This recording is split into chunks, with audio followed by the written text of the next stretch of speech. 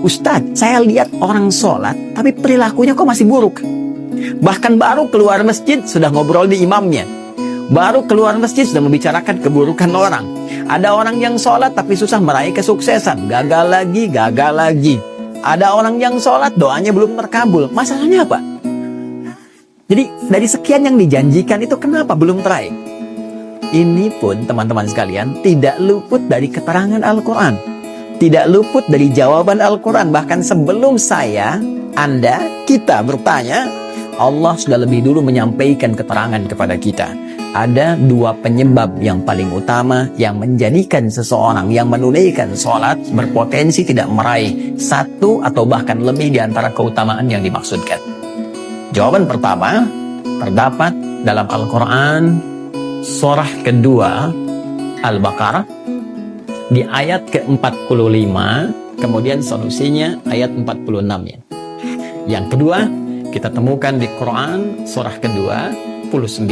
Di Quran surah ke-29, Al-Ankabut, di awal ayat ke-45-nya. Sama-sama 45 ayatnya, ya, tapi nanti dengan pemaknaan yang berbeda. Baik, mari kita lihat dengan cepat.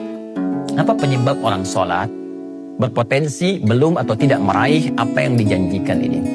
Yang pertama di Quran surah kedua Al-Baqarah di ayat ke-45 Allah menegaskan. Perhatikan kalimatnya. Wasta'inu bis-sabri was-salah.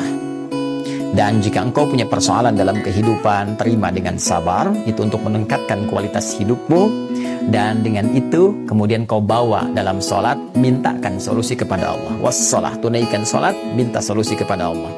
Wa innaha lakabiratun illa 'alal khashi'in. Namun, penting kau sadari, sholat itu tidak mudah engkau lakukan. Awas, hati-hati tuh.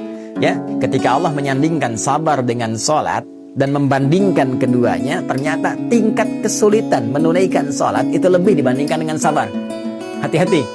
Artinya kalau orang tidak sabar menunaikan sholat, orang tidak serius menunaikan sholat, itu sulit kemudian akan menunaikannya dengan sempurna. Jadi lebih mudah dalam bandingan Al-Quran, lebih mudah kita belajar berikhtiar untuk sabar dibandingkan kita menyempurnakan untuk menunaikan sholat dengan baik. Kalau kita tidak serius.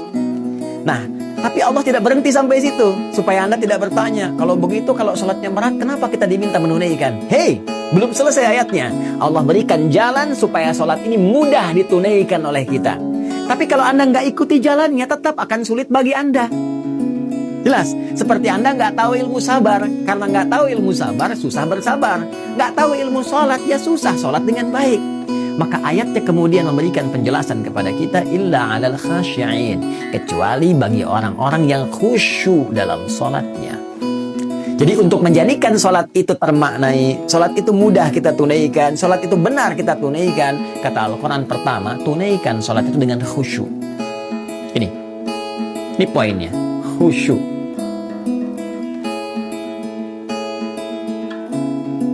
Jadi kalau kita ingin meraih keutamaan-keutamaan ini yang dijanjikan, hal-hal yang tadi dimaksudkan, maka syarat pertama kata Allah, tunaikan dengan khusyuk. Kalau nggak khusyuk jadi berat sholatnya.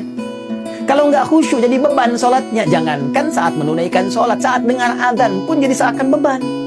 Suara apa ini? Ini kok panggilan tiap hari datang terus? Ya Allah, iman Anda di mana, Cepi?